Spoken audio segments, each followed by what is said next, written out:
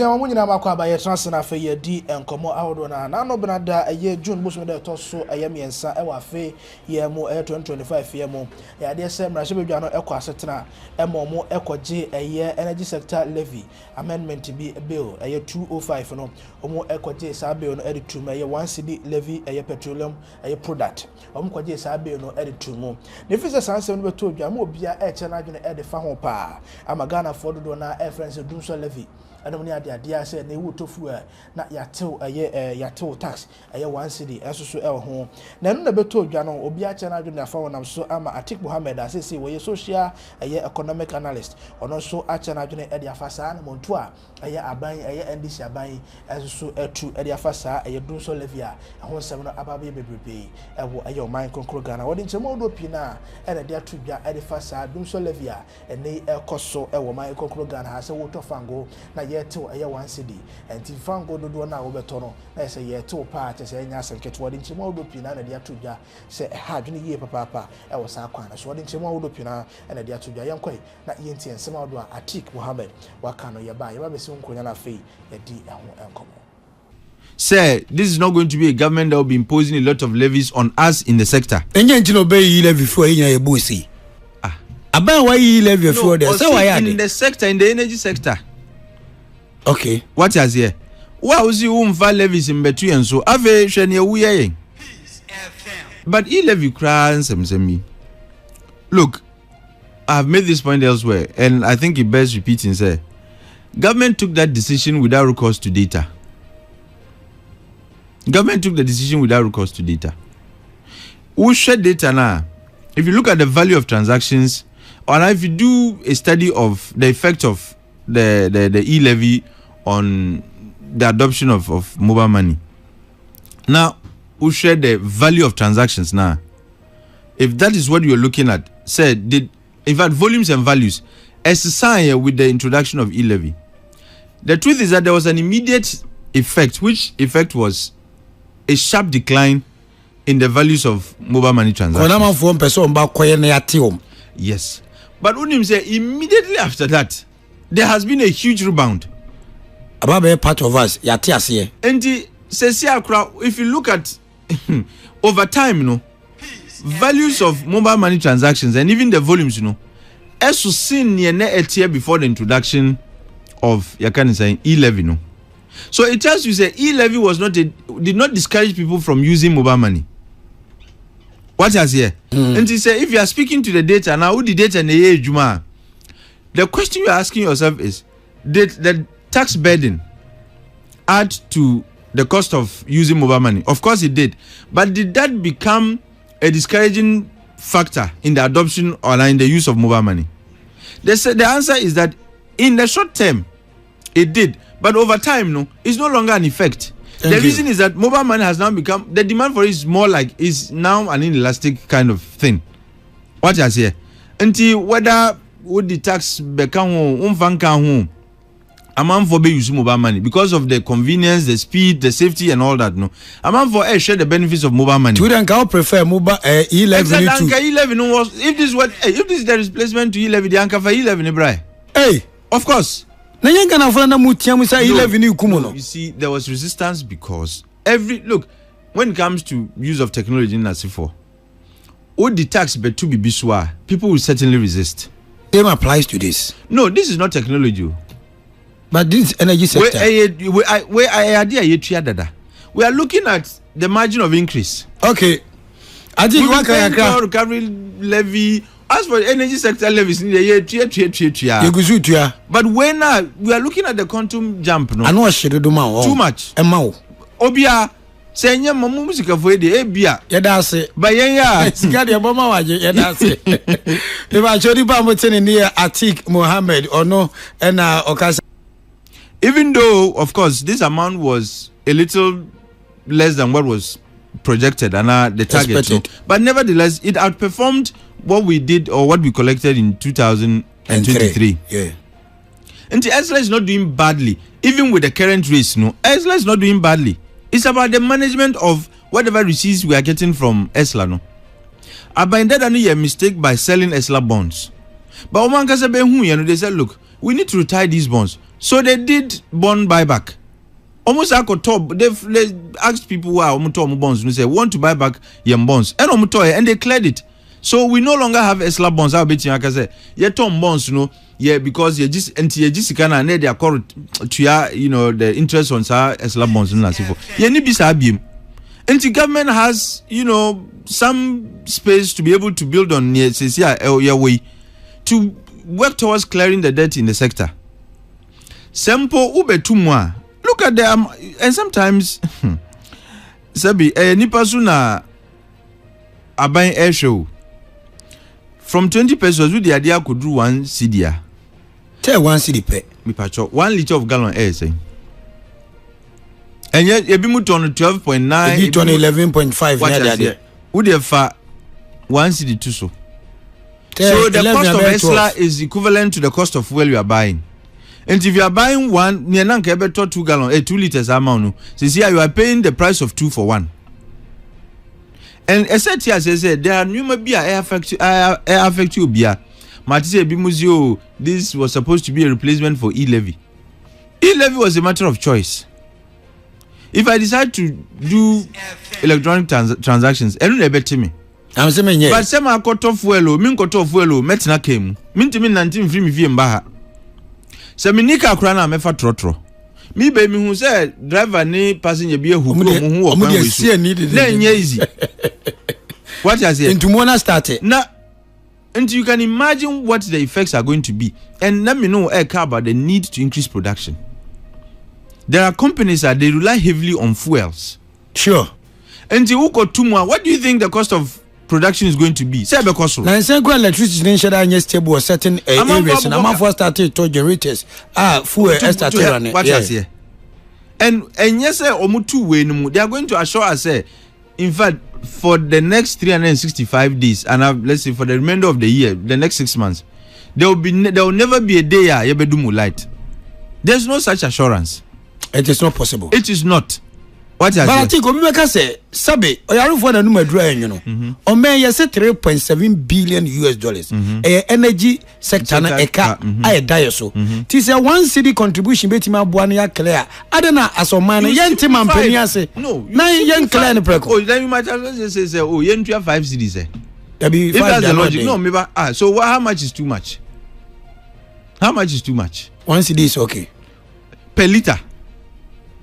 The ESLA charges are on liters, not gallons. Matthias, yepa. And if I maybe say liter of petrol air saying, liter of diesel air saying 12 cities now 11.5. If I say who turn 12 cities, let's average it. Now you can say 12 cities across. Now you do 1 city. I be count. Says you saying 22 me boy. 12 no plus 1 city be you to 13. Sorry, 13. I bet 13. Now 13 CDC. In fact, I made the wrong calculation earlier by saying that will be twice the price. It will not be twice. 1 CD no. On liter of and say who to 10 gallons. 10 liters. That's 10 CDs. Yes, yeah. Minim gallons do okafa. Menene kambuni bi anti me bought 4 gallons na miko. 4 gallons, how many liters? No. How many liters make up a gallon? It's 4 liters. 4 liters. And you bought 4, that's 16. Sure. Until who got 4 gallons are 16 CDs. Hey, I know them. Oh, they say they who say I know them. What you say?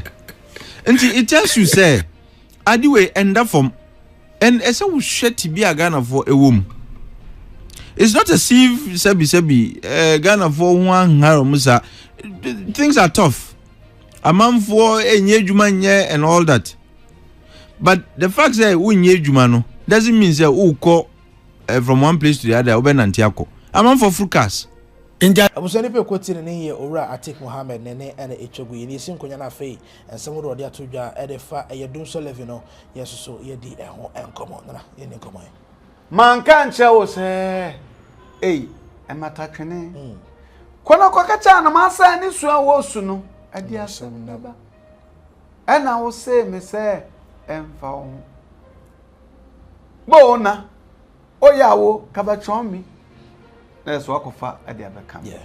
The attorney said politicians in Africa and of course in Ghana are very, very, very, very trickish and lackadaisical. One government to Baba Kachel say, or GE levy, any betting tax. Now another political party, so Baba Kachel say, you are very wicked. Say, Ghana for 18 pentenkwa. Now assign aswa tax a diego so, a dimba muchum. Na ya badjo so, yeah. And power by annual muchum. Now ucha 11. Chabertin Tassim.